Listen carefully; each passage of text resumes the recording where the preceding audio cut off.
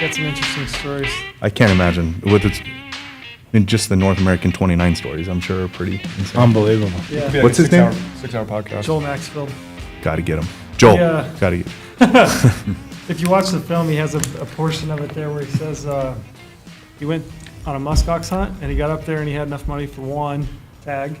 He found out he could get two, and so he borrowed money to Smart buy man. a second tag. And then he went up and killed 2 muskox with his bow, and he said he got back and landed and got to his truck and realized he didn't have enough gas in his pickup truck to make the trip to home. So he's like, here I am, I've just been on this epic adventure, I killed 2 muskox, and I don't have the money to put in my truck to drive back home. This is my kind of guy. So he had to call and borrow money to get back home. Travis, would you do that? Yes. I know you would do that. Yes. He, Where was he? I don't know the location, I don't know, but it was, 2 muskox, he said. And it's been, I'll bet it's been 30 years ago, probably 20, 25 years ago. He also talks about he wanted to kill a polar bear, to go with his. Oh, I would have North loved to do that. American 29, and he went to his wife and said, how much do you, how strongly do you feel about a 401k? And she said, go ahead. If you want to dip into Really? it, chase it. Yeah, so he did. Yeah, dip Sounds into for it. him. Yeah, My kind of guy. Honestly, this guy's right up my alley. We and he- definitely got to talk to him. Yeah. Wow. You would do that. I'm pretty. Oh, yeah. You do that? Well, I mean, yeah, I would. Yeah. Bridger knows. I've done some crazy things. Well, so we have Travis Hall from Browning, CEO of Browning. How long you been the CEO for? 12 years. Been at Browning 12. 27 years. Worked your way up, 27 became years. CEO. Yeah.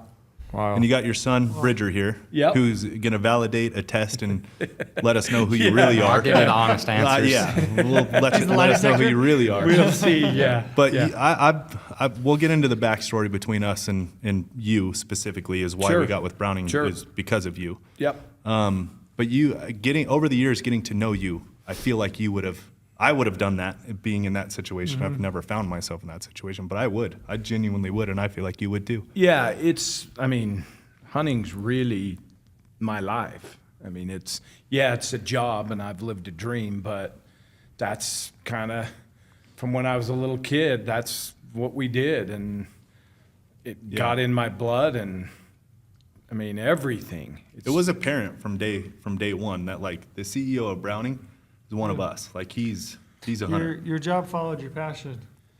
Yes, Yeah. absolutely. And really just got lucky.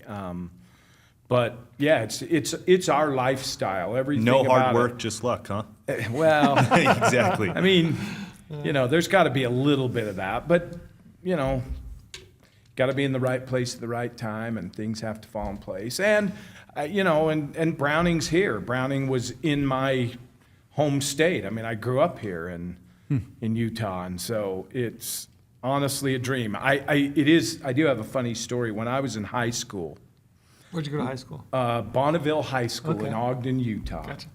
My good buddy's stepfather's father, so his grandfather, I mean, he called it, was the president of Browning. No shit. Really? Unbelievable. I mean, and I can remember we'd go over to his house and he'd have all these guns and we'd talk Browning. And of course, at the time, I mean, I couldn't afford a Browning. I mean, I couldn't. My first shotgun was a Remington. Yeah. And I did sell it. And I can remember, thinking, I remember when he first told me, I said, no, because I didn't even know Browning was here. I had no idea it was in Utah. And it's the truth, and I ended up getting a job there. And So what were you thinking you were going to do before Browning? This is early, right? Like this is oh pre yeah, I mean, family, I'm pre-wife, in high pre- school, and my parents were divorced when I was young. So my real father was a big game hunter, and my stepfather was an upland bird hunter. And my dad would take me from the time I can ever remember, and I remember deer hunting up in northern Utah. My uncle was there. We had a family friend that had a cabin, and those were the best times ever. And I remember, because I lived with my mother, my dad would drop me off after the hunt, and I would cry. You just want to be back up there. I mean, like heartbroken, genuinely freaked out that the hunting was over. How was hunting back then up there? You know, Big game it wise. was okay. You know, it was all about being out and enjoying. And I remember the first, this is back in Utah when you couldn't hunt big game till you turned 16. You know, now it's all changed, but the first buck I took was up there, and it was a nice little fork horn. And I'm telling you today, I'm as proud as that deer as any of the deer I've been able to harvest up to this point. Which are some big ones. We'll get into those too. Yeah. I've seen some pictures. So So anyway, you went straight into Browning then? well, I went to the University of Utah, and when while I was going to school, I worked for a marketing company that had an office here and one in San Francisco. So I graduated. Who would have thought a marketing company would come out of Utah? Yeah. Who would have thought that? Yeah. And so I just worked there, and I don't know that I've ever told you the story of how I ended up at Browning. No, I'm Craziest genuinely thing in the asking. world. Yeah. So, working for this company, had graduated from the U in marketing. We're doing all sorts of different marketing. We had the Big O Tires account and a bunch of different things. And at the time, I had kind of become an account executive and trying to drum up business. And this is going to date me. I'm not as old as those that'll see this as I look, but I am a little older. But there was an ad in the paper for an advertising manager at Browning. And I saw it, and I went, you know what? I wasn't thinking about the job, but I went, I'm going to go land the Browning account for our ad agency. Oh, you think it was something different there? Ulterior motives. I mean, straight up. So I called, and they said, oh, we're hiring this person, you know, but we think we have somebody. And I says, well, I'd like to talk. Who's the person? They told me who it was, and I said, I'd really like to talk to him. Again, not thinking about the job. And they said, well, send up a resume. And I thought, okay. Why not? Yep. Doctored up, you know, fixed Yeah. my resume, sent it up. And they called me and said, okay, we want to interview you. And I went up. I can remember this almost like it was yesterday. I went up, didn't even tell the company I was working. You know, I was just out drumming up business. Went up and I interviewed like for 4 or 5 hours. And I interviewed the head of the advertising, the copywriters, the graphic designers, all these people, and went through this interview, and at the end went back into the guy that was running the advertising. And I quickly recognized that they had their own in-house ad agency. And I'm like, oh man, this kind of... But I'm still thinking, hey, I can do this. I can figure a way to get some business.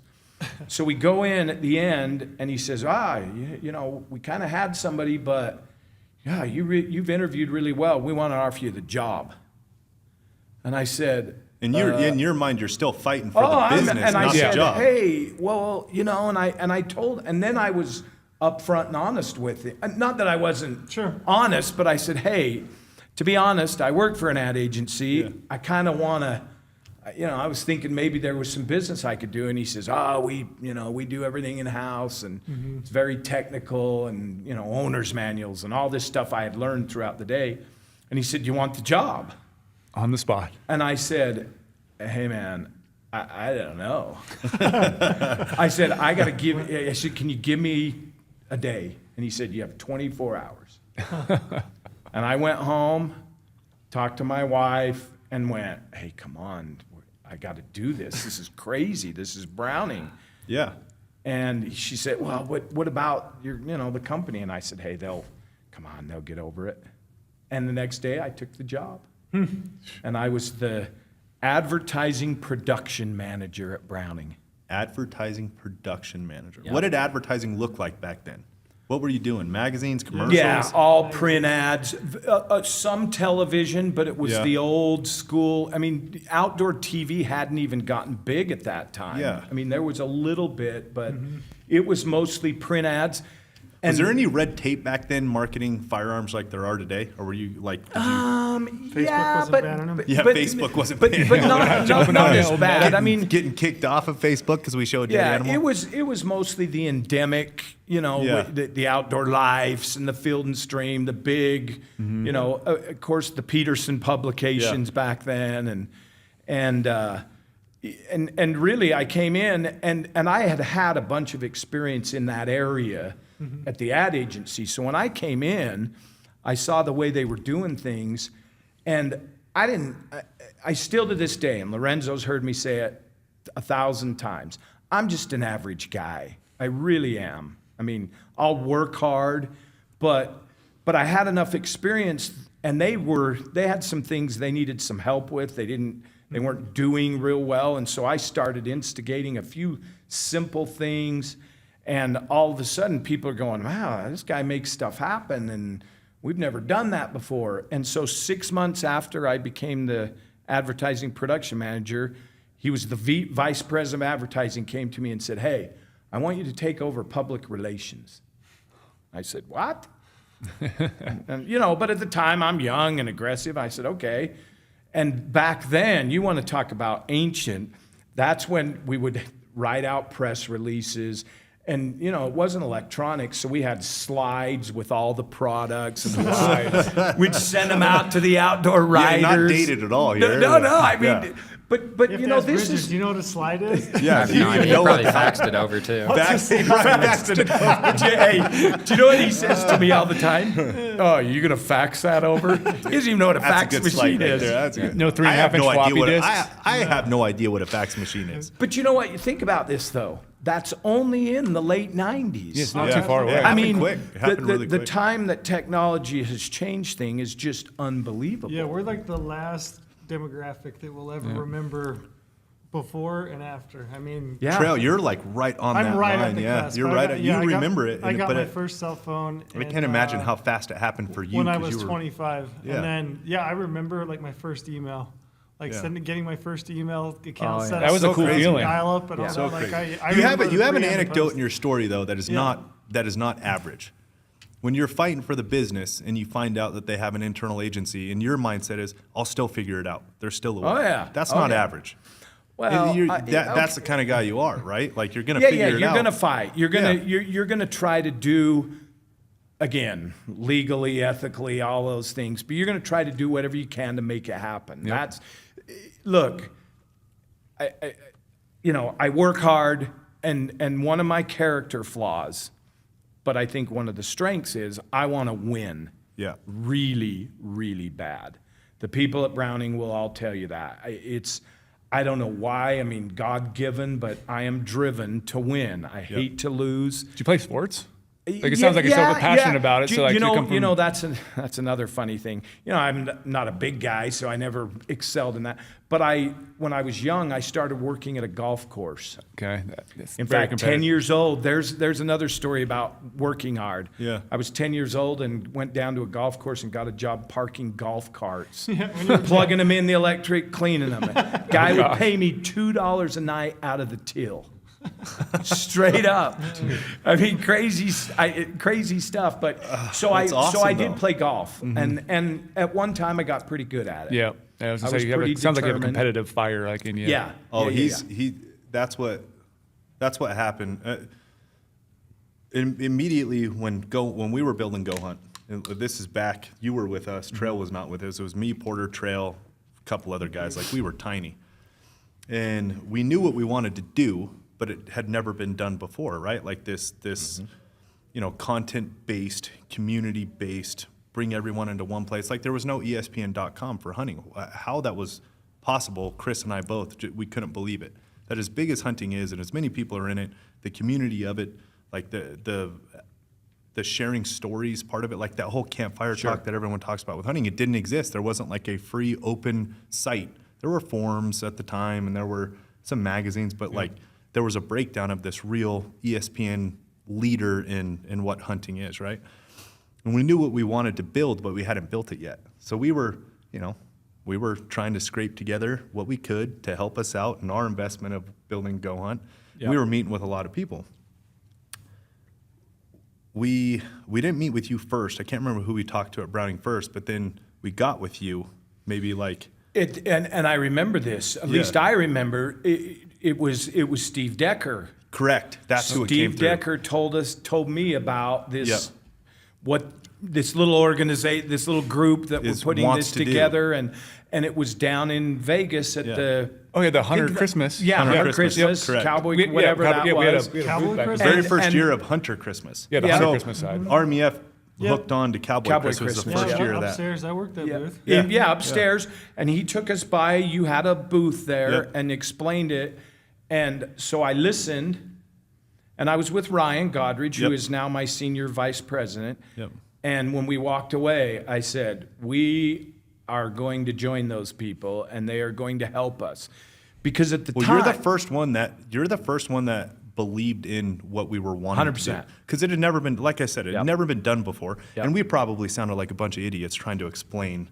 I mean, we were young, you know, Remember like what our booth looked like back then too? oh, it was it I was should pull up ridiculous. some old photos of that. It was pretty crazy. And where it is now. you know, we knew what we wanted to do, but we didn't know how we were going to do it. We just knew we were going to work super hard and Yep. try and get it done. Like that's Yep. all we knew. Yep. And I think it came off well to you guys. I saw the fire. Yeah, Yes. because immediately you guys Yep. were in on a. I don't want to put any business out there, but on a big number to help us, like truly help us build what we wanted to build. You guys believed in us and really helped us out, and that's where the relationship of Browning has come from, and that's why it's been so strong over the years. Yep. Is you guys make an absolute phenomenal product. Obviously, you guys are the leader by a mile. I mean, it's, right? Well, that's thank the honest you. truth. We no, It's the thank honest you. truth. We feel that way. We You try are. real hard. You guys are the leader We by try a real mile, hard. and so it's not only a great product, but like that, the loyalty and what you saw in us and what we felt in you being one of us. Like the CEO, we got a meeting with one of the largest hunting companies out there, with the that's what I'm CEO, curious, yeah. and we were nothing. We literally didn't even know how to explain what we wanted to do, and he walked away saying, "That's our guys. That's who That's we're what going I'm with." curious. I'm curious about. You must hear pitches from people that are within the business trying to get started, whether they're doing something like us or, maybe they got an Instagram following or whatever it is. Like, what is it about people when they make a pitch to you or try to establish a relationship? Like, what is it? I'm curious. That's a really good question. It's probably the $1 million question. You can almost. I'm kind of a gut feel guy. How's that I mean, you got to have the book. You got to have knowledge and book smarts and principles and all of those understandings and that kind of knowledge. But you kind of got to go with your gut. And I think everybody has their talents and what they're good at. I do believe that I understand people. I understand, and can make a pretty quick judgment. And in fact, Bridger can tell you, my family jokes all the time. My daughter, when guys were coming around dating, I'd go, no. Just no right away, huh? And the guy she married, first time he came to the door, I remember, and my wife would tell you, I went, uh-oh, That's the one. uh-oh. Yeah. And I don't know, a sixth sense, but when I saw the passion, when I saw that they wanted to do something that hadn't been done, I could tell Lorenzo, not like me, I'm more like him. Even though I'm a little older than him, I wouldn't say he's like me. I'm like catching him. you. Look And at so those- I look at those could. grades. I'm getting- I'm a little getting bit. pretty great. But I could see that they were going to make it happen. And the other part of that story is, on our side, is we were also at the time really in the process of transitioning our brand. And what I I mean remember by those that is, conversations. so 1878, John Browning, first gun, right? Yeah. So it's an old established company. Well, that's great, but it also can be a challenge to remain relevant. Yeah. And I recognized, and our team recognized, we got to make sure that this isn't just my grandpa's brand. Yep. It's got to be relevant to Bridger and others, and Lorenzo at the time, and Chris Porter, and all these people that are Brady was still an archer at the time. Yeah, yeah. You guys converted him. Yeah, but yeah. at the Apparently time, was a diehard archer. he was and- diehard. good. Yeah, good. this is the prime example of the best success story you've ever had. Yes, Is changed converting Brady. Brady. Yeah, Brady Yep. from a bow hunter to Now I'm straight a rifle guy. straight rifle. I remember complete those opposite. conversations. But Yeah. the thing is you saw our vision. Yep. And I don't know what it was. I don't know if we had messed up enough of them before to like learn what we weren't saying correctly. I don't know what it was, but you got our vision immediately, and I Yep. vividly remember that, and nobody else did. You Yep. know, like I'm completely honest. My family didn't even understand my vision. Like, and I, live with them constantly, and we're always together. They're But, warming like, up to it. They're starting, yeah. They've warmed up to it over the years, but like, it was. Sure. I don't know what it was, if we said something different, or if you truly just could see it immediately. No. I think we could see it. We were looking. We were Yeah. looking for something different, something new to help move forward. And I mean, honestly, I remember walking away with Ryan Godridge and said, we are going to, and I let people do their jobs. I believe in that. Yep. I mean, I came up through sales and marketing. Last thing I need to do is be that micromanage hover, the hover CEO. That's not me. But I did say to him, we will do this. And Lorenzo, I'll be honest. And I said, and if it doesn't work, it doesn't work. But I have a really good feeling this is going to work for them and it's going to work for us. Yep. And we're going to piggyback it and we're going to ride it. And here we are. And Here we are. What? it's been phenomenal. 6 years later? It's been 6 years of us working. 7 years later. Might be 7. Yeah. I think it's I 7. was gonna say, yeah. I've been here 6. So It's if 7. If they came on just before I did, it'd be It's 7 years. Here we are 7 years later. Unreal. It is pretty incredible. It and is. I'm proud of the job we've done for you guys, because we want to Absolutely. represent, you guys. I'm a very loyal person, like loyal to a fault. To the point where it gets in my own way sometimes of people I probably should, who haven't showed the same loyalty in return, should Right. pass out.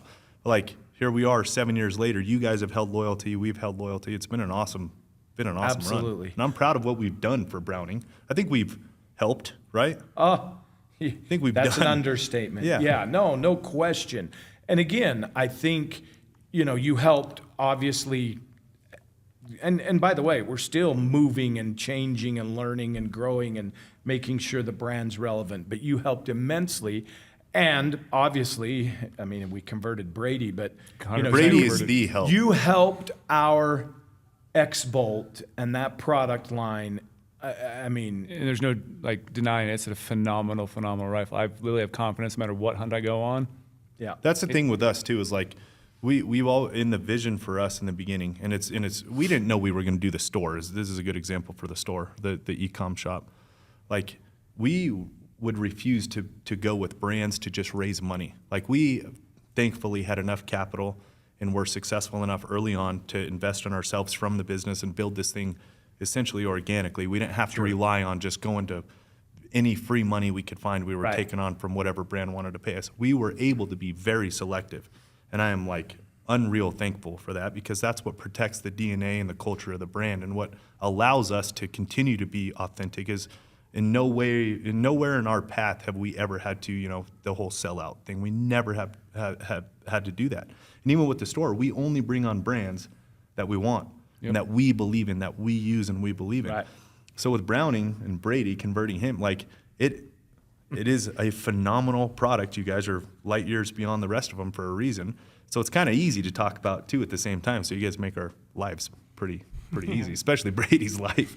If I can Pretty trust easy. it, I use it, and Yeah. I trust everything about it. So it's easy to be authentic about it. You know what I mean? Right. Oh, That's the same thing with absolutely. our stores. Like, Absolutely. we get, how many times have you been asked to carry something, or us? And Many. we get All the boxes. time. Boxes show up to our office. Hey, we'd love to be in your store, and we will try it. We will do it. But if it's not, doesn't fit, it doesn't fit. Right. We're not going to do it to just Right. make a little bit extra money. Yep. It's not our motivation. Nor are we. Yeah. And that's probably why this works. Yep. We'd love to take credit for the brand. The brand was built by John M. himself. Our job is to continue to grow and change and continue to keep it relevant. And we're the same way. I mean, we're only going to produce, our tagline, the best there is. That's what we're going to produce. And, you know, we're not going to cut corners. We're not going to, you know, cheapen things or do the things that, again, others, competitors, great. But we know who we are. We know what makes us good. And we're going to continue to try to do that. And, you know, we're kind of like you guys. I mean, obviously, Brady and some of you get out in the woods more than some of us would like to. But Yeah. no, we're just all, you look at the people, and Lorenzo's been there, and Brady, you've met some of our folks. They're just regular guys that love it. Yeah, they got a passion. That's why Deep I mean, passion. so they do. when we walked away, right? So our side of the story, when we pitched you guys and we Yeah. walked away, we're like, how much should we ask for?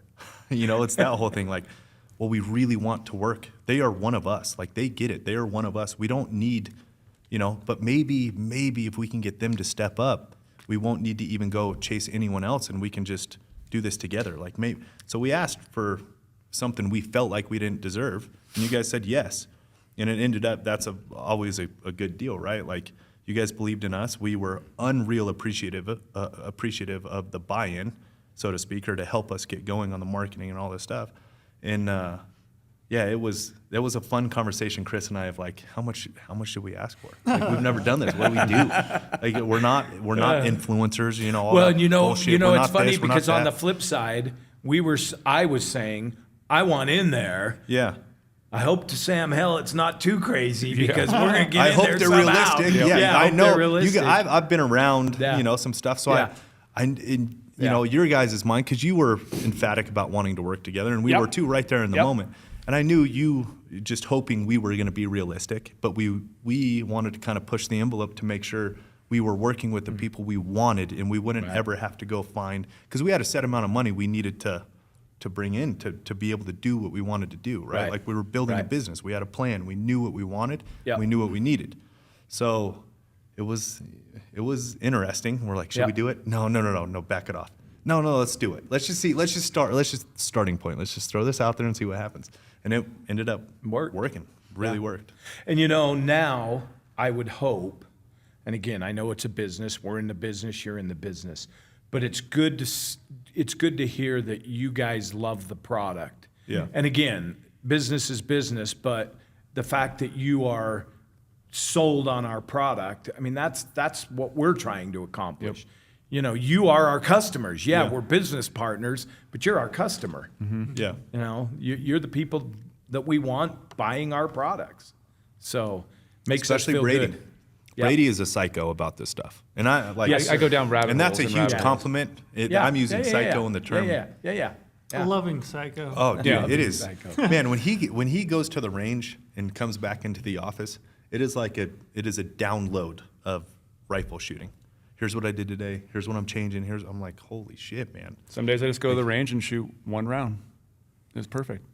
Literally, that's all I need to do. Walk back, go, leave. And go. Well, Like, Does that make your day complete? yeah. We get some friends that are like, why don't I shoot more? Like, I shot my one at the distance I needed to. It hit exactly where I wanted to. What can I What can else improve do I from need to this? do? I've already practiced before. It's not like I'm going there just Yeah. to practice shot execution, Easy, pressing I the trigger. get it, I get it. Easy. You're getting fired me up. down passion. He's You going get the out. passion going. Brady this year. Brady this year pretty good. has killed a mountain lion at how far? 706 with the X bolt. The elk at 621. Marco, 410. Polo, and then your ibex. Ibex was 620, and then the wolf was 291. Smoked them. Love it. Confidence enough one to take year. to take an X bolt to Tajikistan. It's a once in a lifetime opportunity. Right. Never going to probably ever visit that country again. Yeah. Right. Of course, it's a big investment cost wise to get over there, but then have every single thing on the hunt just work out perfectly. Environmentals are crazy. It's negative 15 degrees, 30-mile wind. Literally you're aiming at a sheep for the first time I've ever put a gun aimed at a sheep I have a tag for, Unreal. and literally to make the best shot of my life. Like, I can show you it later. When I say the best shot of my life, it's the best shot of my life. It's Hands pretty- down. It's pretty I've taken incredible. further shots, Wow. closer shots, different That's- conditions, but like have it be that special of a moment and have it work out. And like when I say I bawled my eyes off afterwards, Yeah. oh, I bawled my eyes off. Like, it's that special of a moment. Yeah. It's like Hey. have confidence and just do that. That's what we're selling. Correct. Right there. Yep. It's what so, you can it's so feel. amazing how. Heartbeats. Yeah, exactly. Heartbeats. It's what we're selling. That moment right there. That's- And knowing that that's what you're What we're taking to doing. go do it. Look, for the sake of transparency, this is kind of registering in my mind.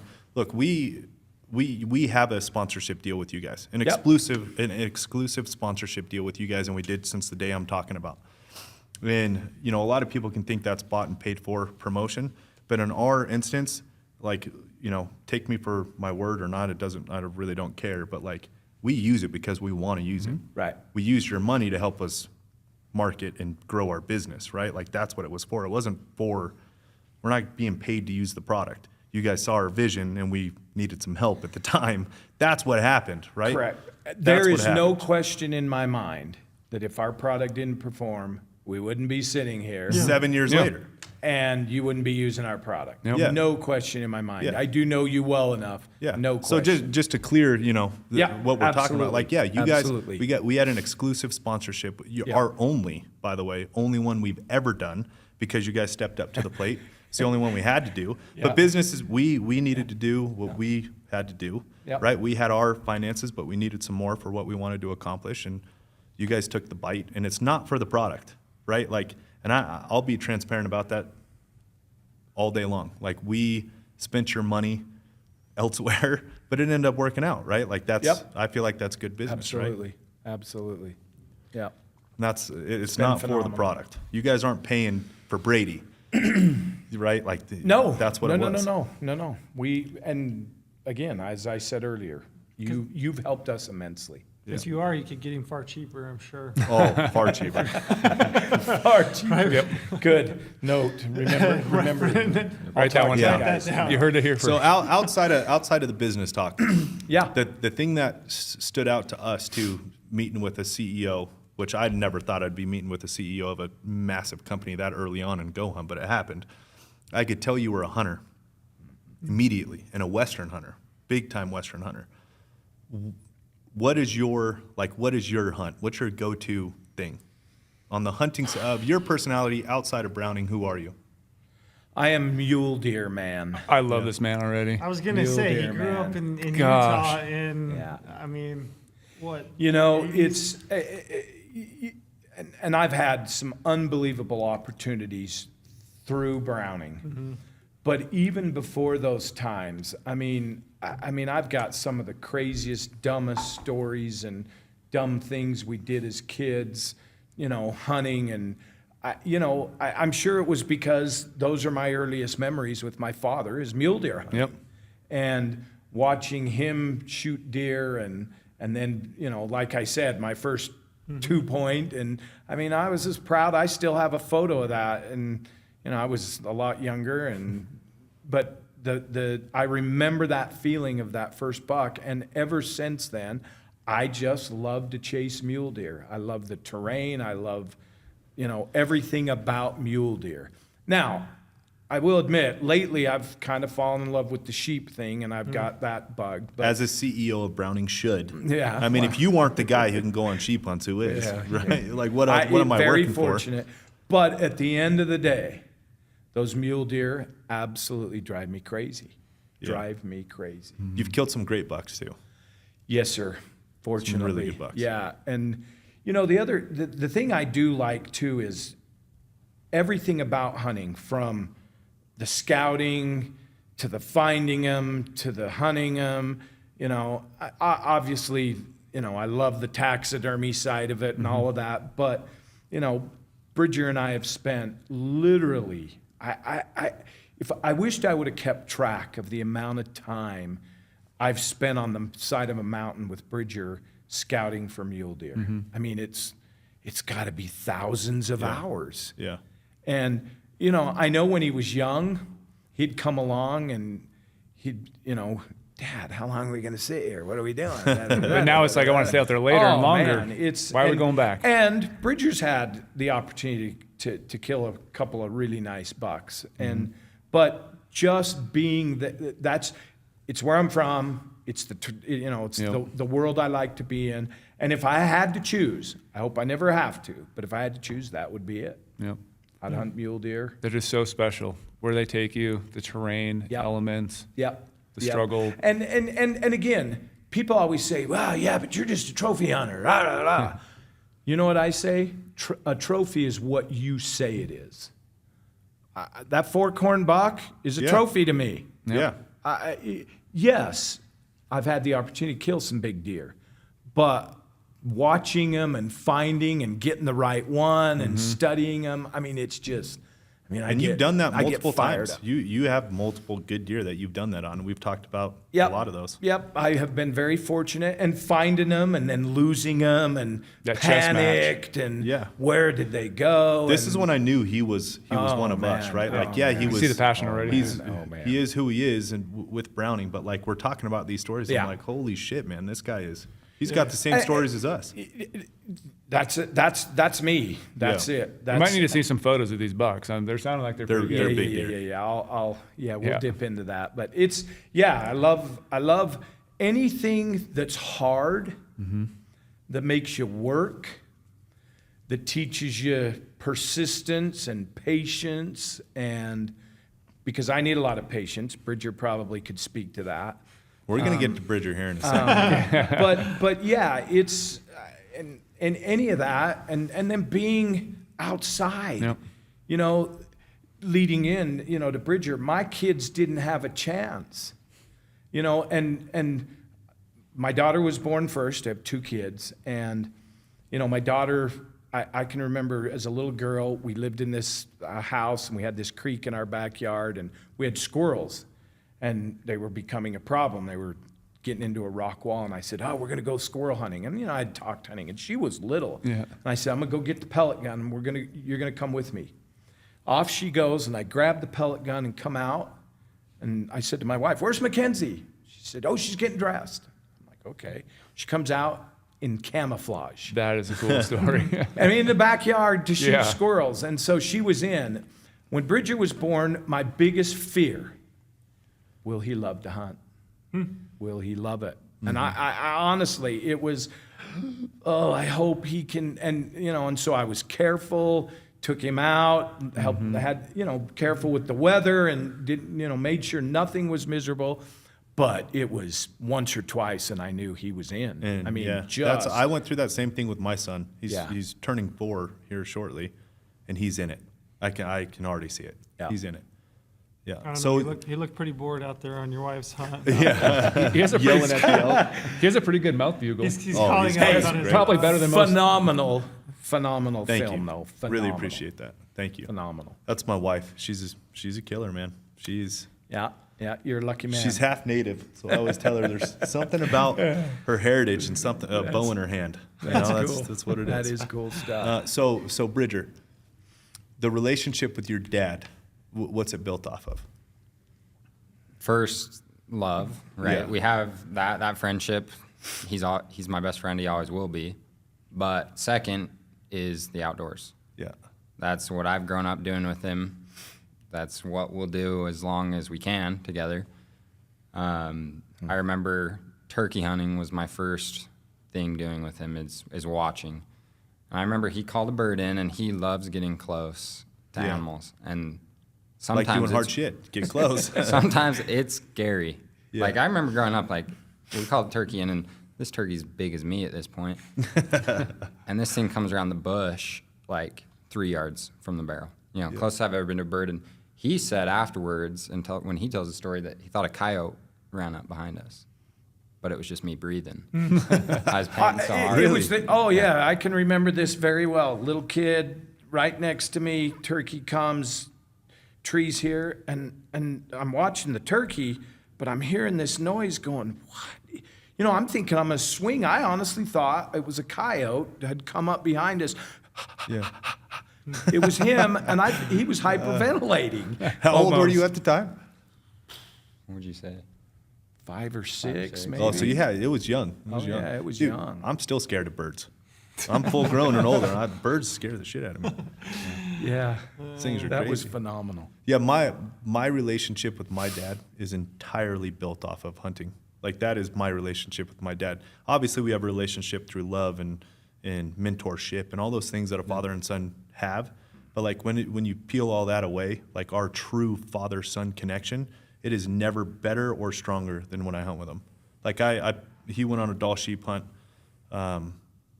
I can't remember the year, 2016, 17, 18, something like that. And a cancellation hunt came up. And him and I were up there together, 2-on-1, and I was just with him. That trip to me will like forever, because I was old enough to understand, you know, what we're talking about. You get to an age where you can start talking about different stuff, and not only talk about different stuff, but like where I was with GOHUNT, what I was going through. Like it's different as you get older, the understanding of the mentorship that they're trying to tell you, the things they say to you. Like that hunt for me, because it was on that, I mean, it's a backpack sheep hunt. We were out there for Sure. 15 days on foot the whole time, living out of our backpacks. It's the first time I had done that with my dad, and I'm going to do it again with him this year and next year too. So that's how good it was. That's cool. Right? Definition of success is wanting to do it again. We're doing it 2 more times. But like the foundation of our friendship, father-son, like the friendship within it is only in hunting. And Yep. it comes out when we hunt, right? Family dinners, business meetings, very family-based, very business-based. Right. But like Right. hunting, all friendship. Yep. Like that's when that Pure, comes out. it's pure as it gets. I was stone sheep hunting this last fall, and Bridger served a church mission, and he had just gotten home, so he wasn't with me. And when I killed the sheep, and he'll tell you, and look, guys, you just have to know this about me. I called him on the sat phone, and I couldn't talk. I was so choked up. Yep. And choked up at the success, but also choked up because he wasn't there. Yeah. And I remember him saying, "Are you okay?" And he's thinking, "Geez, you baby." Yeah. But I couldn't, you know, because I was like, I wanted guy him wasn't there. there. Yep. I wanted him there. Yeah. Would you So- say the same thing, that the friendship between you two is through hunting? Oh, absolutely. Not through Absolutely. sports or any of that? No, It's no. hunting. I chased him around on the sports thing, and we did that when he was young, and I gave up some hunting time for that. We did other things. I remember when Bridger was asked to play on a comp baseball team, and I explained it to him, and he was young, and I said, "But buddy," and I'll admit, I was trying to influence him. "But buddy, you know, the hunting's gonna suffer because when Yeah. you do this," and when he made the decision not to do it, I was like, yes, best decision. But Hey, absolutely, I'm with you, and I'm not going to Absolutely. hide it. I will sway. I will sway Yeah. for spring sports, and like Yeah, we're yeah. going to leave these falls open, huh, and bud? sports are great, and it was, but absolutely, it's. I mean, that's what we do. Yeah. My whole, obviously, and you guys work in the industry. Our whole lives are this. They are. But all of my free time is spent in the woods and the marsh. That's where it's spent. All of our time together. And even with my daughter and my son-in-law, who came into the family, had never hunted before. Now he's done it, and he's crazy about it.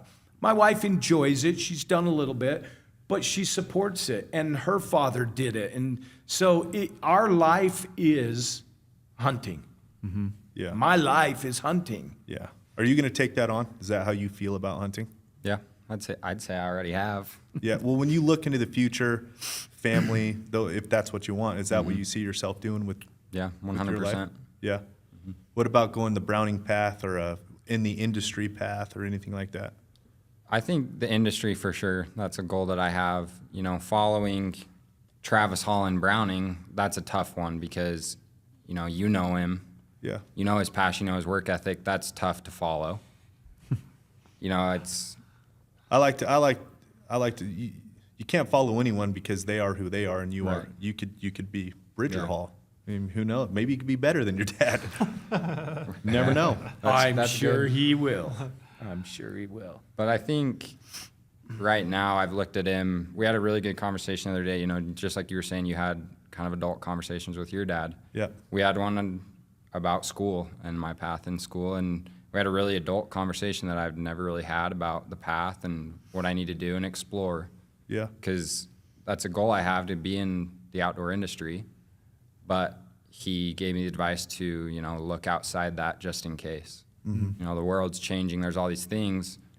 You can make hunting a hobby. You don't have to make it your job so it can be your hobby. Yep. Right. And so it was a really eye-opener to see. And, I'm exploring all sorts of different fields and ways to go in school. But What are you studying in school? so right now, business. Yep. So I'm just doing some general courses, business classes, and That can translate to a lot of different things. yeah. Yeah, it's interesting you say that because my brother, I have an older brother, hunting is his hobby. He goes to work to hunt, and he's doing very well. He gets to hunt better things than I do, which it is his hobby. He should, and that's what he goes to work for, to support his hobby. There are two ways to look at it. There really is, right? You can set your life up the same, not being in the industry.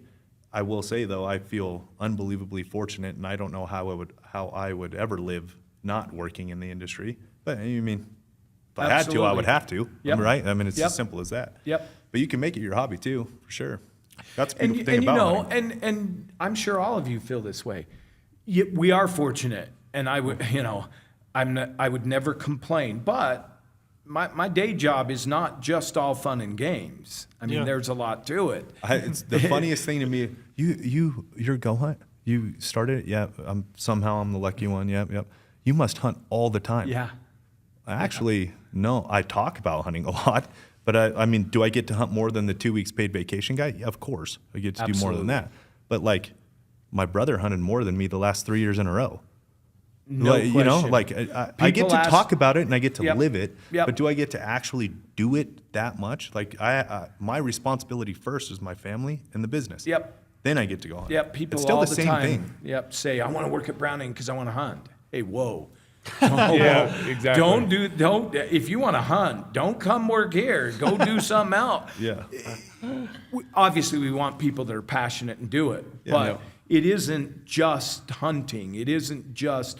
But we also have interest in the I'm a gear junkie. I love thinking about gear and what are we going to need. And so you have the experience of the hunting, and then you translate it and bring it to the office and say, hey, we need to do this, we need to do that. Trail just because got this is what it excited. has to, this is what we gear. need when we're out there. And Yeah. so, marrying those two things is awesome. But there are other ways, and as you point out, My hey, brother, he's doing a great job of exactly. it. And I could not be happier for him. He is literally Yeah. living his hunting dream right That's now. right. And That's he's right. not in the industry. And he's living his hunting dream. He is. and where Bridger ends up, I'll be happy because I know that he loves the game. He Yeah. loves the hunting thing, Yeah. so he's going to be just fine. And the And- thing is when you have something like that in your life, this is what my brother says. He goes, I have that in my life, so I don't care what I'm working on. I'll work my ass off because this is what it's for. I That's have right. what it's for. Like That's I know what I can go do for my work.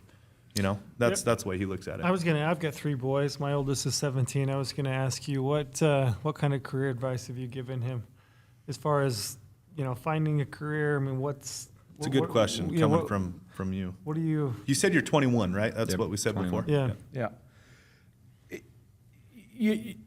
God, I got to think about that. I think you have to be yourself. He mentioned following in Travis Hall's footsteps. Bridger could fill those footsteps in the blink of an eye, and I'm convinced of that. But he's got to, I've told him, and he said it, look at different things, explore different things. I think I've gotten to know Bridger. I don't see Bridger sitting behind a computer coding all day. I don't think that's where he'll end up. So I've said, now if he does, nothing wrong with that. Don't want to offend anybody out No. there. But that's not Bridger. Bridger wants to be out and do things. He's got a little bit of my marketing ideas, obviously loves the industry, and there will be opportunities there. But I think hard work, commitment, dedication is number one. I do believe an education is important. Doesn't have to be college, but you do need to know things and learn and how to interact with people. And I look back at my college days, the stuff I learned. I hope nobody from the U's listening and offended. I don't feel like I gained a ton from that.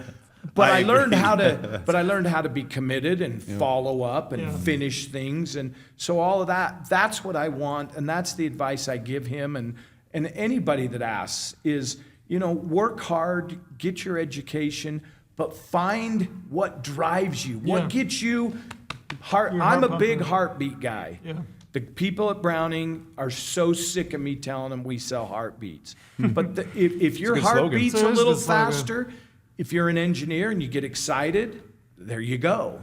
If you're a marketing guy, there you go. If you're an accounting guy, I mean, our CFO, he gets excited over likes- numbers. likes finding numbers. I don't, but he does. So find what makes your ticker pulse a little more than normal, and then go and live your dream. That's good. I mean, that's what I tell my kids too. I mean, I and people that have asked me, how do I get, into the industry? I want to hunt. I want to be in the industry. It's typically what I tell them. I mean, you're not gonna get into this industry just because you like hunting. Like it's had to have been the thing that you were doing prior to wanting to get into the industry. You've had to have been passionate about hunting. You have to be passionate about that thing, and I just follow your passion.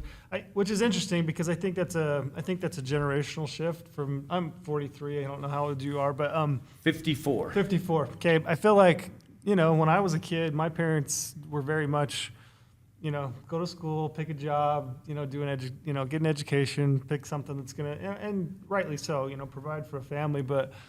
I think there's kind of this generational shift in our generation. It's follow your passion. Like find the thing that you love, make a living out of it. So it's good. I was interested to hear your take. Absolutely. And, yes, you got to provide for the family and do all of those things, but, and do whatever you do, like Lorenzo, his brother, so that you can do the thing. Yeah. If you can't, not all of us are lucky enough to be able to Absolutely. marry your passion, your hobby with your job. I mean, there's a lot of people. I mean, That we don't. walk this show floor and there's a lot of people slugging it out so they can do that. But if you do the best in whatever your career is, then you'll have these opportunities that will help you fulfill your dreams in the rest of your life. Yeah, I'm a big fulfillment guy. Like know the why you're working. What is your fulfillment at the end of the day? Yep. Right? Like if somebody wants to buy a Lamborghini, if that's their fulfillment, I happen to think that's just Are you getting one? no. Perfect. God, no. That's those are distractions. If you do, we need to talk about our contract. Yeah, right. Those Taylor are, was just saying you're ordering one. oh, I can't wait. Put Nice some off-road purple tires on. butterfly No, I doors. like that kind of stuff. I see that as like distraction, not fulfillment, Yeah. right? Like fulfillment is experiential based. Like find those types of things that are providing your soul the fulfillment of experience and enjoyment and shared experiences. Like that's what I'm driven by. And that's my brother's thing is he has that outside of his work, right? Is he as passionate about gaming as I am about hunting, even though those are our two jobs? Of course not. Like he doesn't even gamble. He's not passionate at all. He's passionate about running and building a business. He's passionate there, so he finds enjoyment out of that, but he fulfills his soul and the rest of his life with why he's working as hard as he is to go do these things with That he his loves friends to and do. family and these experiences. Yep. And I think if you have that, right, whether you work in the industry or not, Bridger, like if you have that thing, that why you are going to work, you're going to be fulfilled either way, whether you're in the industry or not, Yep. right? Yep. Yep, for sure. My brother's a great example of that. Yep. Bridger, Yep. where'd you go on a mission? I'm just I was curious. in Kentucky. Kentucky. Hardest thing you ever did? Yeah. Yeah. But definitely the most rewarding. Yeah. Definitely learned a lot and did a Got lot of things. Kentucky, huh? Mm-hmm. Wow. See any big whitetail? There's a few. There's a lot of turkeys. A lot of turkeys. Yeah. You're not allowed to hunt though. You can't, No. right? No, You're not no allowed to hunting. do No. anything? Yeah. No. No. So 2 years, no hunting. Yep. Oh, I'm out. I'd be out. I'd be kicked out. Yeah. No way. Where'd you do yours? London. London, that's yeah. right. Which the reason I asked, that was the hardest thing I ever did. Yeah. Hands down. I mean, very hard. It took a level of patience and persistence that I didn't know that I was capable of. And I'm not active anymore, but coming home, I've always told anybody that was the hardest thing I ever did. And a lot of like who I became as an adult and just like hard work and persistence and patience, a lot of that, I could attest to that experience. So I was just curious. Yeah. Yeah. That's a hard, it's We hard. won't get into a religion podcast here, but No, we won't. I was there's just things curious. about every. No. I'm gonna double down on that. Like, not every religion has whatever to talk about. I have so much respect for the missionaries. Like, you're taking an 18-year-old kid and on their own and to sell a religion. Like, dude, that's some life lessons there that you can really You translate just got that home into the then. rest of life. Pretty Yeah, pretty in recent. July.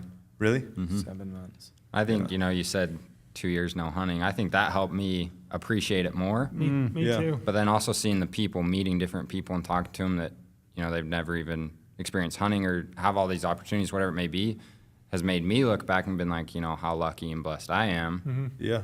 to not only do all the crazy things we've done, but, to live here in the West Yep. compared to out East, right? And just the experiences, the wildlife, all of it is just. You're speaking to my heart right now. I mean, that was exactly the experience I had. I mean, I spent 2 years in London, and prior to leaving, going to London for those 2 years, I knew Out that of Paiute County. Yeah, to Paiute County. yeah, to Paiute High. Got my PhD at Paiute High, my Paiute High School diploma. But yeah, those 2 years, like prior to that, I liked to hunt, and I hunted and I played sports, and I did the thing. But like that, I remember very distinctly those 2 years. The thing that I missed the most was the mountains and just being outdoors, and that was like full on when I came home. I was going to be a dentist. I was like, oh, I'm going to be a dentist. And then I came home and I was like, I don't want to be a dentist. I want to be in the outdoors. So I went to work for the Forest Service. But those 2 years were the years that I was like, this is the thing. I have so For much me. respect for that, man. It's crazy Yeah. to think. Yeah. 18 years old, that's what, like, Yeah, the just a situation, kid. it's crazy. So, Yeah. good job on that. That's awesome. He grew up That's for awesome. sure. Yeah. He grew up. So for when you sure. came home, did you guys plan some epic hunts together, or like anything special when he got home for the first season back? Yeah, I mean, well, he killed a nice elk and killed a funky stag mule deer. Awesome. Yeah, so I mean, obviously, when he left, I still remember that day, and I mean, I was a mess. I mean, a mess. And I remember it was in August, and we went up to my duck club because I just needed something to get my mind off it and clean decoys. But yeah, I mean, obviously we look forward. I mean, that was the deal, was when he came back, we'll start hunting again. It wasn't Yeah. even I mean, that's what we do. And so, yeah, we've had. So it's just naturally there. You didn't have to plan some huge thing. No, I mean, and when he was young, we'd go duck hunting, and before I had a duck club or we'd go out and sit in the boat. He couldn't get away with me. There's no better place, and whether it's a good duck boat or conversations. on the side of a mountain, what's he gonna do? Run away? I guess he can try. Yeah. But Yep. the conversations and the relationship, as you talked about with your father, you can't beat it. Everybody always, some of my neighbors and friends that don't hunt say, "How did you raise two great kids?" And I don't have to think. I don't have to go, oh, what? In the woods and the marsh. Period. Yeah. Human beings are better when they experience what we experience. And now you're seeing me get passionate and feisty. Yep. But I mean, societal issues could be solved in the woods and the marsh. You see it 100% happen agree. all the Period. time. People who struggle with PTSD, right? Like that's a real thing. People Absolutely. have seen some shit that no one should have to see or deal with Yep. in their life. Yep. But it's comes at the huge value of our overall freedom, right? And greatly appreciative of that. But like when they come home and they're struggling, which is the realest form of struggle, when they find hunting, like that is it's a thing. Like Yep. it's a proven It thing. And is. you're looking It's- at the worst damage coming home and hunting healing them. Yep. Like the woods and the Yep. marsh. I completely agree. Yep. We have a good friend who's a ranch manager, and he was a principal at a school for, I think it was 20-something years. His name's Kendall Benson, one of the greatest guys on planet Earth. Gotten to know him pretty good over the last couple years as a ranch manager. And his whole thing is take your kid hunting and in the woods as early as they possibly can go. Don't let them find something else first. Get them in there first, then they'll always love it forever.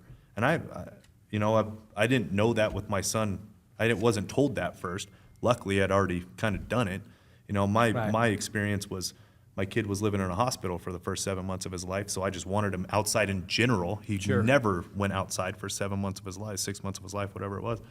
And so like I was already driven by outside, but not necessarily because Kendall had given me this huge mentorship of advice of everything he's seen over the 20 years of middle school, being a principal. right. His whole thing is get him outside and make him stay outside with you as early as you can. It'll build it. You'll have that relationship. It'll build it. Yep. Chase him around. My kids Deal with it. used to scream because I was not a video game guy. Yeah. You're not going to do video games. No, go outside. Yeah. You know, some of the social media, and my kids, I said, you're not doing that. You're not wasting your time. And I understand the importance of it, and I get it. But you're going to be outside, and I'll take you. Yeah, get some And dirt we're on gonna you. go do it. Yeah. And nobody will ever convince me otherwise. I'll fight to the death that is the way you make good people. Yeah. So what is your dream hunt that you want to do, Bridger? What is it? This ought to be interesting. What do you work? What are you working towards? Let's see. I love the big game thing. And I've looked and I've watched the hunts, you know, I've seen on Instagram all these crazy things, you know, all the things you guys do, places you go. And I don't know what it is, but I just love high country type of stuff. And so watching my dad do the sheep hunt, that's interesting. But this past year, we hunted elk archery in the rut. Now we're talking. And Write that down. And honestly, if I could go and find one of the biggest bulls, I'd be set. And I love the mule deer, and I've been lucky enough to kill big bucks, and I love it. And you know, honestly, I'm going back to mule deer or elk. Really? His dream. That's Archery. yours. Archery. the archery bug. So when you start your work career and you start working for that fulfillment of your soul that you want to go do, you're going to start working towards a big elk hunt. I like so. that. That's your thing. I Brady agree. likes it too. I know Brady likes that. I didn't kill a mule this year and it hurt. I But I had a agree phenomenal year. wholeheartedly. I mean, yeah. sheep are cool. I mean, I've never hunted I've killed a mountain goat, I've killed moose, I've killed caribou. Yeah. Every year though. Barbary sheep. Barbary sheep. Oh, You that's a have sheep. killed a sheep. That's a Yeah, I have sheep. killed a sheep. Yeah, but the thing I get most excited about is like application season and looking at elk hunts. For elk. Yeah. He's your guy. I Brady. do. He's You part could talk elk. to him for a while. Like no So joke, part elk. Are you get drawn it. to the international stuff at all? I'd say more like, I guess not necessarily international, but like Alaska. Yeah. You know, brown bear would be sweet. Adventure hunts. kinda Right, something like that, yeah. big- As far as like safari goes, I don't know, maybe like Buffalo where it's that adventure. Yeah. Right? Well, that would be fun. That's where I think, you know, going back to what he said, heartbeats, coolest elk encounter we had, I drew back on a bull I didn't even shoot because we had him at 4 yards, right? Oh, that'll get your heart going. Yeah. Came in Must have had a bugling. really good caller in camp or something. He was passionate, let's put it that way. I about turned around and said, dude, give me that bugle, this thing's gonna walk right on us. Does he bugle like he talks? Is that how he you bugles? describe his elk Yeah. calling? Passionate. Passionate elk. Well, yeah, this bull came into 15 yards behind us. I could see the tips of his antlers and his nose and mouth and spit. Ah, And I'm like, first I'm thinking, well, what am I gonna do when this thing walks on me? Yeah. Like, just pull my knife out instead, or maybe stick him with an arrow with my hand. And he walks around the bush, and we were with a buddy, and he goes, draw, draw, draw. So I came to full draw, and that bull stopped, and I could see his neck up. And I'm at full draw. Luckily, I didn't have to shoot, because I don't know if I could even hit him. I was shaking so bad. And the bull ended up, he saw us, stopped at 20 yards dead away, and he was a good bull.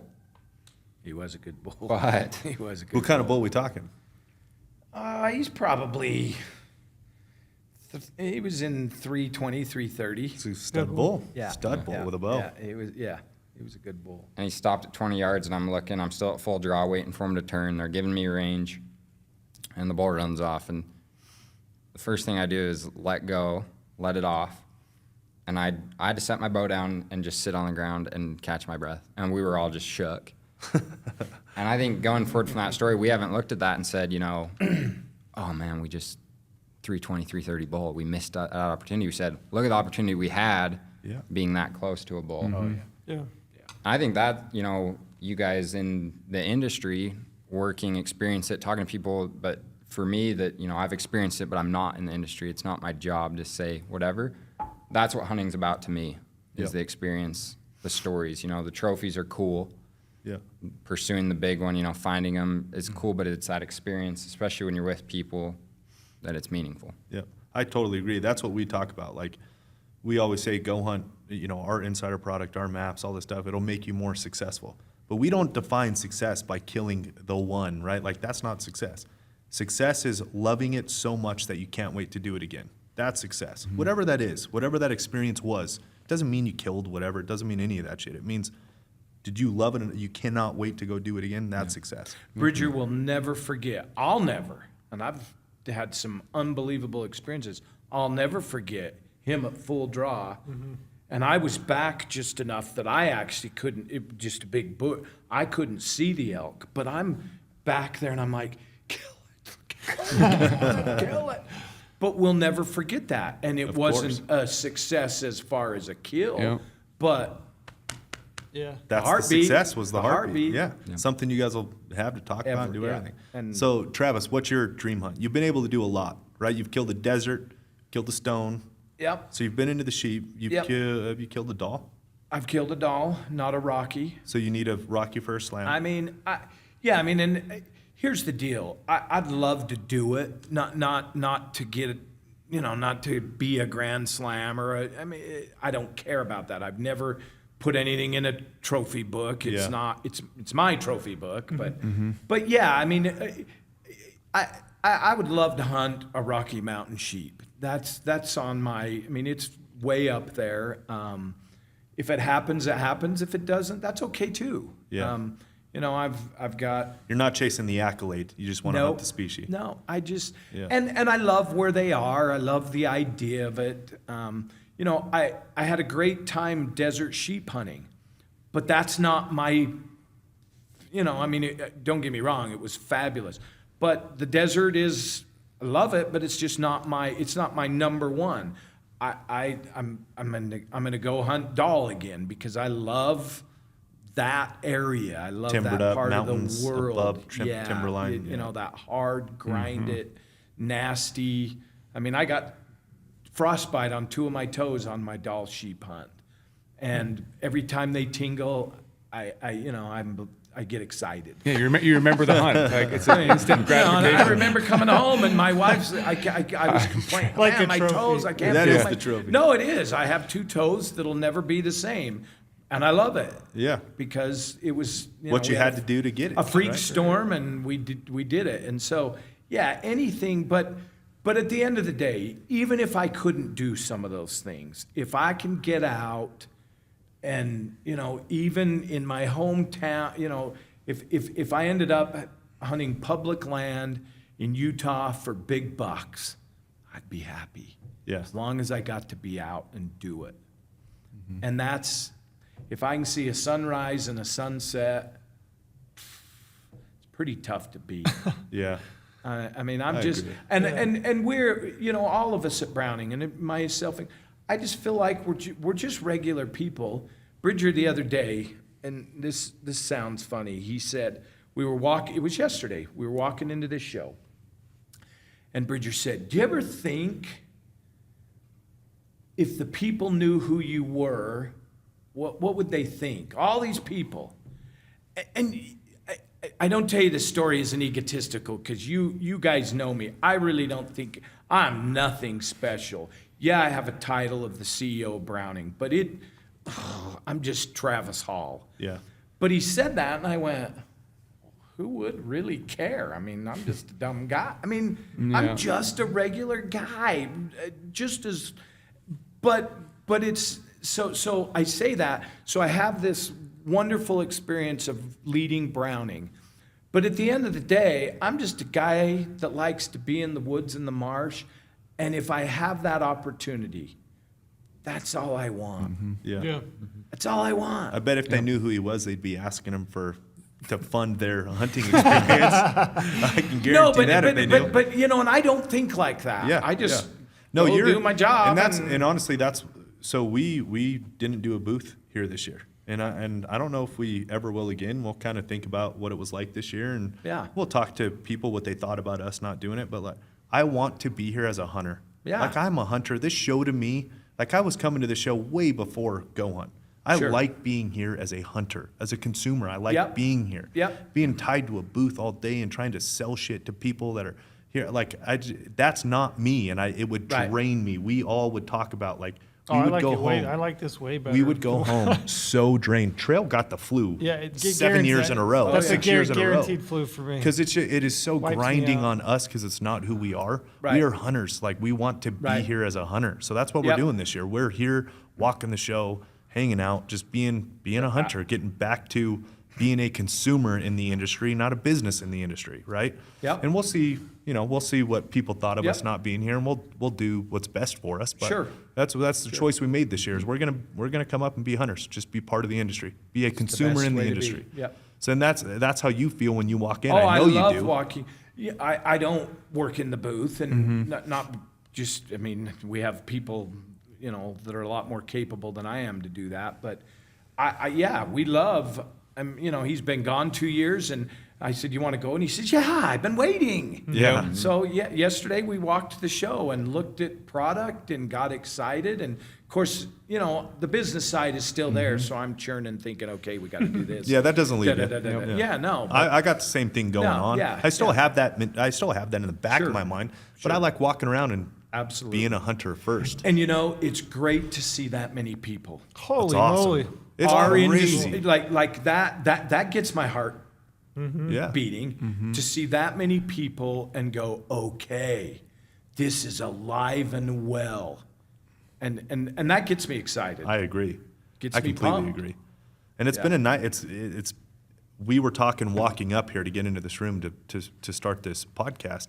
Like, we walked through the show to get here. Yeah. And it's like we were talking about, man, when I first came to this show in 2010, it was just this hall. It was Right. just this. It was Right. just it, right? Right. And then Right. you look at what has grown into now and the amount of people that Amount have of grown, people. the amount of Packed. consumers. It is alive and It well is. in a huge Shoulder way. to shoulder. and young people. Yeah, a That's lot what's of really young good. people. Man, young A lot of people. young people. Love it. So it's been, Absolutely we've love it. enjoyed walking around and not being tied Yeah. to Yeah. selling, like, just, okay, Yeah. we're here for 8 hours trying to sell. Like, we're not salesmen. We're not, you're right. Like, we're hunters, man. Right. Like, right. Just makes me really want to get hunting season here after seeing all these big deer, elk, talking hunting stories. And Like, that's man, what this show hunting is to season's me. so I know. far I away always- now. So I don't know about you I know. guys. I don't know about you guys, but my season for me always ends with, like, a level of almost appreciation that it's over. That it's like, okay, deep breath. I can get back to, like, a lot of responsibilities. Wait, what? Yeah, I know. Yeah, But wait, what? Joe and I are like really confused. What's your? I like. We're really confused. over here. I hold, not that I have a guilty conscience by any means. I'm very confident in the decisions I make and making the right decisions with responsibilities coming first. But there is a give and a take. There's sacrifice. In Sure. any decision you make, there is sacrifice, right? Yep. And it's like, do things have to sacrifice for the sake of me hunting and going through an entire hunting season? Yeah, like there are some things I sacrifice. Absolutely. And it's like, I kind of have this, this like weight off my shoulders feel where it's like, okay, deep breath, back to the grind, the real grind where everything else in my life will sacrifice for this grind ahead of me. And I'm back focused, ready to do it. Very short-lived, though, was what I was getting at. Because the second I hit this show, I am right back in it. I'm like, Right. okay, Agreed. where am I applying? Yep. It's very short-lived. I mean, it's a month where I'm just like, okay, deep breath, it's all okay, And then this show hits, and now it feels like August is going to be miles away. It feels like it's never going to get here. Yep. That's what this show does to me. Yep. Since 2010, that's what this show does to me every single year. It just immediately gets me right back into it. Can I ask, as a younger father, when you had younger kids, you probably took some time away to hunt. Took time. Took time to go hunting. Yeah, I did, but at the same time, I had to sacrifice. I remember when he was born.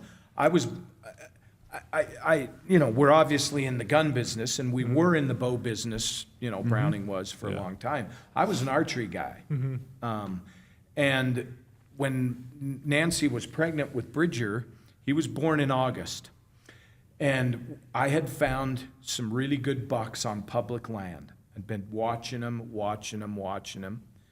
Bridger's born August 15th. Horrible birthday. Horrible birthday. Opening Love the weekend. You kid, didn't but plan that better? man, You didn't plan that better? Man, I told my amazing wife, we're getting married, not during hunting season, and if we're having a kid, there's a plan here. It's a 9-month Well, if- 9-month cycle. Yeah, We're gonna plan if this out. Nancy if Nancy ever heard this, she would. We got married in October, and I missed the first, I don't know, 10 or 12 anniversaries elk hunting. So anyway, Sounds but like Bridger that's a was good woman born, right there. Yeah. and I didn't get to hunt those deer. Because, I mean, what are you going to do? I can't. Oh, sorry, sweetie, you've just had this baby, and I'm going to go take off and go chase these deer. When my So- wife told me she was pregnant, I left 5 days later to go hunting. I mean, granted, the baby wasn't born. The baby wasn't being born. Right, That was right. my No, no, no. my Oh, no, mentality. I've been- She told me she was pregnant. I'm like, oh, Yeah. so excited, so happy. But I'm I gotta gonna go, go. yeah. I'm leaving in 4 days. Right. Going yeah, hunting. right. So I gave up some of that, but yeah, I mean, the beauty is, and anybody that's been married or what, any kind of relationships, you have to make sure that everybody understands that part of it. Yeah. Nancy knows what makes me tick. Yep. And has always been that way and always been supportive and always said, hey, you need this. And then when the kids, and hey, the kids, and you know this, now you can take them along. And I mean, these kids were young, I hunted a lot and I'd drag them with me. And what's Nancy going to say? Oh, don't go take your kids and do that. Yeah. That's terrible. It's the perfect right? outlet. Hey, It's perfect. And did I utilize that? Sure. I'm not going to lie. Hey, Of course manipulation I is did. not always a bad word. Yeah, Everyone right. thinks like anytime somebody Yeah. uses the word manipulation, it's always evil. Manipulation could be good. You manipulated the situation. Yeah. You had your kid with you. How can she say no? Yeah. So, but I do think everybody's got to figure that out. Everybody's situation is different. different. But yeah, I mean, I hunted, never gave it up. I certainly hunted less at certain times when the kids were younger, doing certain things to support them. You have to take sometimes, and this is hard because I can be somewhat selfish, and I Yeah. admit that. But you have to kind of put that out and say, okay, I'm going to go. And that's I'll kind go of that's kind of what I was driving at. Is I struggle with that a lot. I hunt a lot on my own. I mean, I'll try to take my kids if I can, but selfishly, I hunt a lot on my own. Yep. And I struggle with that. Like, am I doing the right thing? I certainly come back and feel rejuvenated. I feel better. I feel like I'm more engaged when I am there on the backside of a hunt. I don't know. I struggle with this. I was interested in your take. That's what I was getting at. Is like at the end of the season for me, I kind of lose that weight on my shoulder. You know what? Here's the other thing, though. I think, and this is something that I think, and I don't know what it is, but you do have to have some balance. I mean, it's gotten to a point where I mean, I mentioned earlier. I used to play a lot of golf. I don't play golf anymore. Yeah, I don't. But because of a lot of it, my day job, and I'm busy. But I am finding, and the older I get, and kind of looking at down the road, I think you have to have balance. I mean, I do think, I know this is going to sound crazy, and people may say, "What are you, out of your mind?" But I think you can take it too far if you let it be. You mentioned, Lorenzo, that it's almost a relief at the end. There has to be some time where you have other things that you can do, that you can fill your life with. If it's the kids, if it's your wife, if it's, Business, my wife yeah. loves to go to Hawaii. I probably don't care if I ever go again. Yeah, me. But I'm going to I do can do it. away with that Sure. very easily. I hate the beach. Yeah, me too. No, but Ocean, do I scared to do death. that? And when I'm there, yes, I enjoy Yeah, you it. have fun I'm with when you're her, there. Sure. but I think you got to, you got to have some balance. And the other thing that's great about our industry too is, we can give back. Oh, yeah. I'm really getting big into conservation. I love the idea and supporting and giving back for future generations. Well, you still get to be part of the industry, but you're also doing some things for others and unselfishly, and I think that's important. Yeah. But it's still all part of our deal, Yeah, our absolutely. DNA. Absolutely. And taking people. Yep. Helping people get times. I've taken groups up to Browning shooting, kids that have never shot, little youth groups. Right before it is, I'm like, oh, what a pain! I got to go do this. But then you see one little guy break a clay target. Yeah. You're Best like, day ever, holy yeah. cow, this is Yeah. awesome. So rewarding. That's cool. Bridger, did he ever miss anything of yours?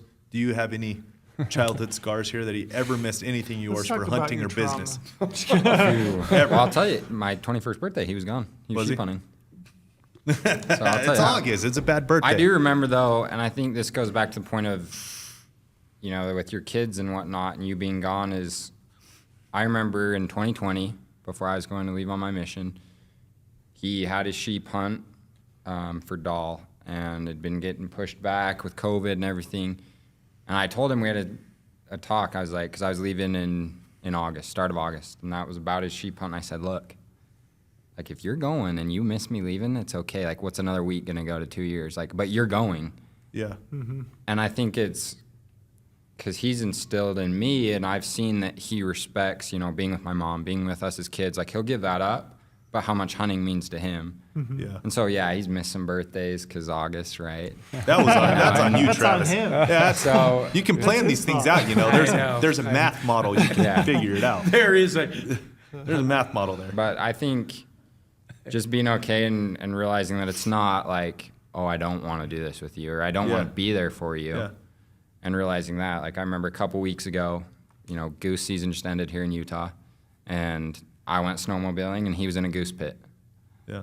And it wasn't that he didn't want to go snowmobiling, but it was he wanted a goose hunt over that. And so that was kind of, I had to choose to take offense or not. Yeah. And, you know, it worked out, and we still goose hunt together. We still snowmobile together.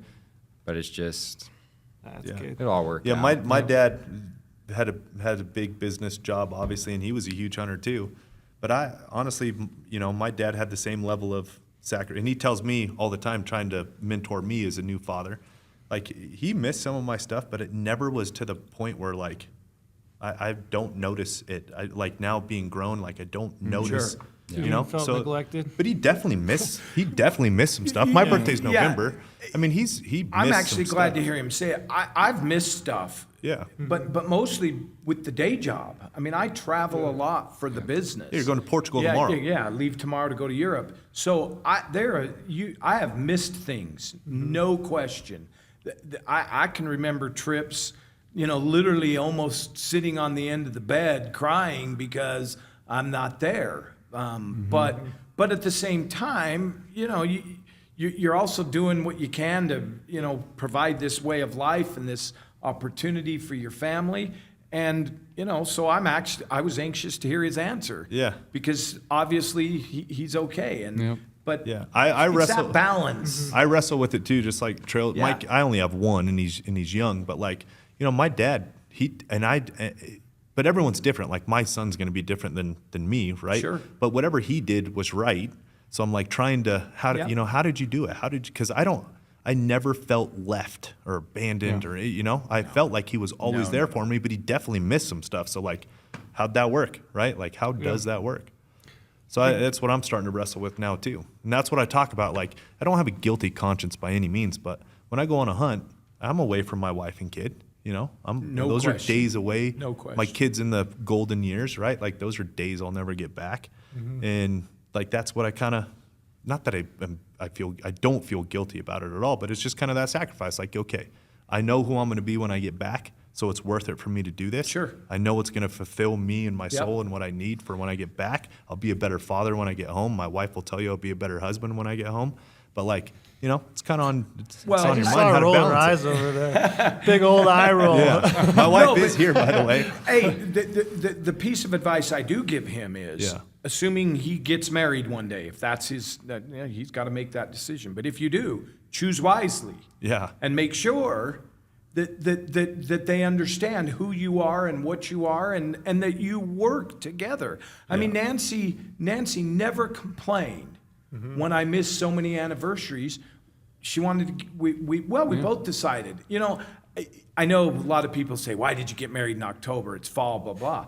But that's my time. That's my glory. So I have a very fond memory of getting married in October. The Yeah. leaves, it was beautiful. And Hunting on the front and back side. Yeah, no, I mean, it was great. But I knew that Nancy would support it. And so I tell Bridger, look, if one day you decide you're going to get married, make sure she understands Who the you are. program. Yeah. Yeah, and who you are. My boss at the Forest Service, my supervisor when I started, I got engaged, and I remember him telling me, the first 30 days of your marriage, You have to do the things that you want to do for the rest of your life, and conversely, don't do the things that you don't want to wanna do do. for the rest of your life. And he told me, if hunting is important to you, like out the gate, you have to make it very apparent. Because I remember when I got married, I told my wife I like to hunt.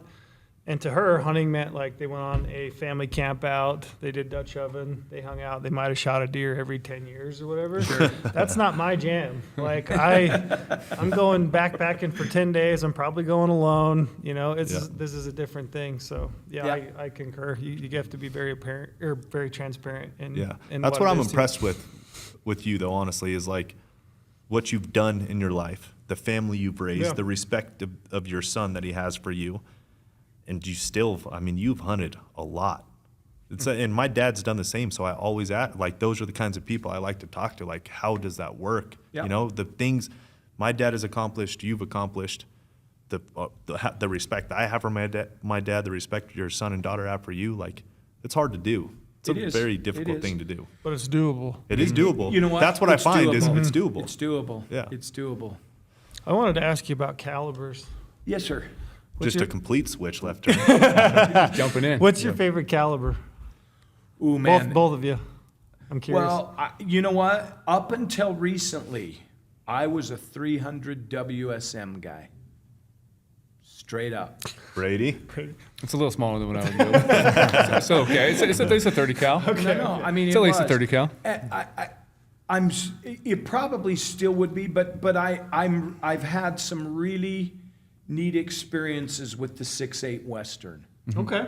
That was a cool launch. My now- brother loves that guy. Let me preface all this, and this is where the business does have an influence on me. So you all know we're Browning, but we also have the Winchester brand in the firearms, and then we have this relationship with Olin Corporation. We license the name for Winchester, and then they do the ammo, and then we license the Browning name for them to do ammo. So I kind of have a agreement, nothing official, that I kind of only utilize Browning and Winchester calibers. I feel like if I'm promoting 100%, right? Yep. But I've found that there's some pretty good calibers in that range, and I mean, I killed a really great moose and an inland grizzly with a 338. Gotcha. And so, but for years, and Bridger can tell you, I was a 300 WSM guy. I like the short action rifle. Yep. I like the lightweight. I can hunt just about everything with it. But the new 6.8 Western's pretty tough. Yeah. I mean, Yeah, that thing's and sweet. it is a tack driver. And so I'm kind of swaying to that 6.8 thing. Gotcha. What about you? He's a bow hunter, man. He's got his Is that allowed? family. To be a bow hunter? I know. Is that? When you're could you be a bow hunter when you're working for Browning? Oh, absolutely. Like you're not like Hey, biggest bull I've ever killed in my life was with a bow. yeah. An old Browning bow. Oh yeah. But yeah, so absolutely. Does he make you shoot the old know Browning what? bow? I did. I just upgraded though. You did. I was shooting Browning. Yeah, no. Yeah, oh, absolutely. Yeah, I was just curious. Look, we promote our product, Yeah, obviously, yeah. but no, I mean, archery, absolutely. Yeah. I'm a huge, I mean, I still, to this, there will be a time when I go back and Yep. hunt with a bow, and nothing wrong with that. Yes. Yeah. Sorry, I side railed your answer No, a little no. bit, but That's Cal- okay. I was just jumping in. I grew up shooting a 270 WSM, and then Yeah. I guess once I got big enough, I was shooting a 300 WSM. But then I will agree that 6.8 Western. It's pretty It's sweet. hammers. Oh, I shot a buck this last year, that stag buck, little 2-point on one side, junkie on the other, and he hit hard. Yep. He ate the dirt, and I was like, "This is pretty cool." It Yeah. performs. So- It definitely Yeah. performs. The Yeah. thing's, that was a good launch too. You guys did a good job with that launch. That was cool. Yeah, Yeah. it's a neat caliber, and you know, again, it's all about innovation and all of those things. But you know, you got to do it right, and you got to make sure the product's right. And honestly, the people, you know, people are the key. You know this in Yes. your company. People got are these the two key. guys sitting right next to me. Exactly, and the people at Browning are phenomenal. I mean, we have some really good, talented people that love the game. Yep, I mean, the yep. guy, I don't know, some of you have met Aaron. Our, Yeah, oh, yeah. I mean, that guy doesn't hunt, I mean, well, he hunts, but his shooting, I mean, long range shooting and this, and That's his heartbeat. oh And it my comes across, gosh! The it other comes day I went across in his clear. office and he started, and I was like, you know, I'm in for a while, and then after a while, I'm like, man, you're making my head spin. Hey, we could have some good conversations, Oh, him and yeah. I would just geek out on it. Exactly. Half my house is a reloading, whatever I want to do with Half the his big, house. big man cave. But you know what? Those are the people that I want on the team. They're the Yep. ones that are creating, Yeah. getting the feedback, and then creating Yeah, they're putting the what's product new to the and test, what's yeah. next. And people are the key to the world. How long is the process for a new caliber like that? How long was that in the works? Couple of years at least. 2 years. Yeah, I mean, well, because you've got the ammo development side, and then you've got to then you got to get the gun right, and then you're back and forth with the ammo, and it takes a lot longer to develop than people recognize and Yeah. realize. You know, we say, you know, a good new platform product, like if we were going to start an X-Bolt from scratch, might take us 4 or 5 years. Wow. A firearm is something we're very, very, very, as you can imagine, I mean, firearms got to work. Can't imagine the amount of It's gotta be testing, right. like Yeah. the pressure It's gotta be test, right. everything, to make sure Exactly. everything handles it we're, safely. We're adamant about that, as are all the firearms manufacturers. But it's got to be right. Yeah. Yep. Can't mess that up. So, you know. So what do you and- guys have that secret right now? Why don't you just get into it? What caliber you got? What kind of Let's guns? launch it here on What's the Big the- Hunt Guys man. podcast. Do you know what? We have things brewing. I like that. How many things do you guys have brewing at it? Like, what do you You know, know, guys have like a 1 or 2 thing a year release schedule, a 1 thing every Yes, 2 year release yes, schedule? Like, what is yeah, it? I mean, we'd like to have 1 to 2 major intros a year, Mm-hmm. depending on the market. If the market's crazy, like we've got product ready to go, but we're holding. Yeah. We're holding some things. Yep. Yeah. Sounds like we need got a Sounds the- like, shotgun sounds right like the now. goose is Sounds coming like we in. need The a waterfowl shotgun. calling championships, which by the way, waterfowl does not sound like any of their calling. Yeah. So yeah, you know what? New products drive the ship.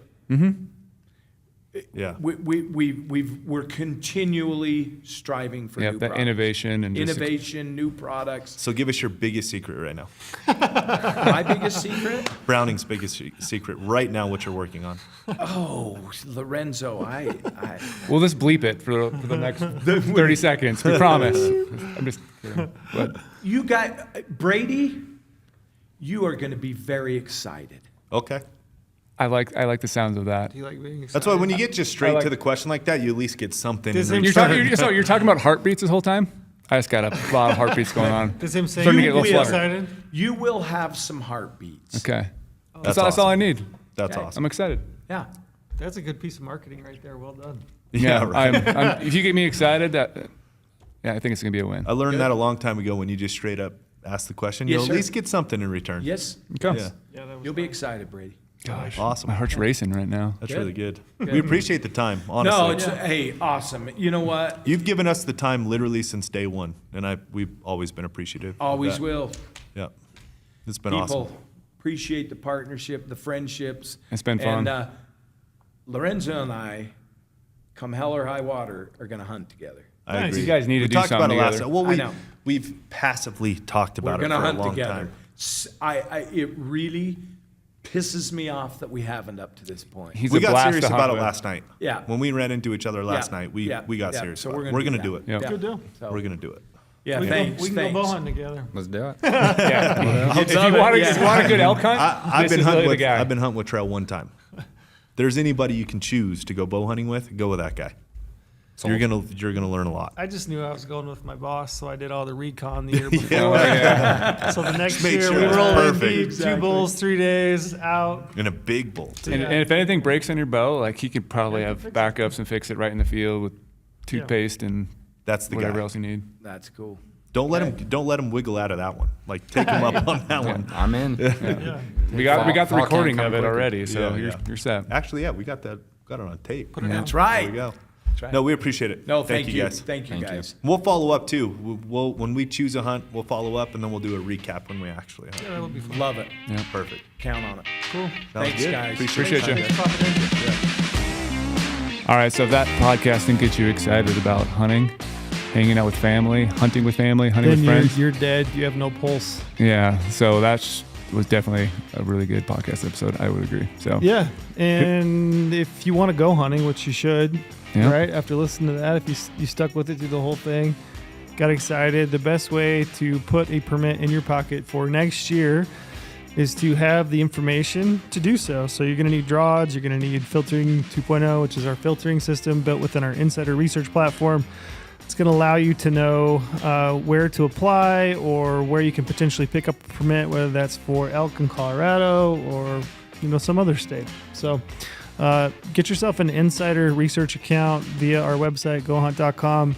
Right now, if you listen to the podcast, we have a promotion. You can use the promo podcast. And what that's going to do is when you sign up for an insider account, use the promo code podcast, you're going to get 50 points, which is $50. So that's $50 you can use towards the purchase of any gear that you want in the Go Hunt Gear Shop. We have a ton of gear in the gear shop. We're getting super stocked up. A lot of new stuff coming in. So use the promo code podcast, sign up for an insider account, get yourself $50 for the Go Hunt Gear Shop. and it's no secret that we love Browning rifles at Go Hunt. I was thinking as he was talking, I'm like, my kid's first antelope, his first mule deer, first elk. I just shot a Barbary last week, all Browning rifles. That would have been really cool if we got into it a little bit more. But it's no secret. Yeah. But they work for all of our stuff. Like you said, your first memories with your kid, taking stuff with Browning rifle. All of our grueling hunts we do, Browning rifle. We've taken them all over the West and the world, for that matter. Like me recently doing some crazy stuff, and they just flat out work.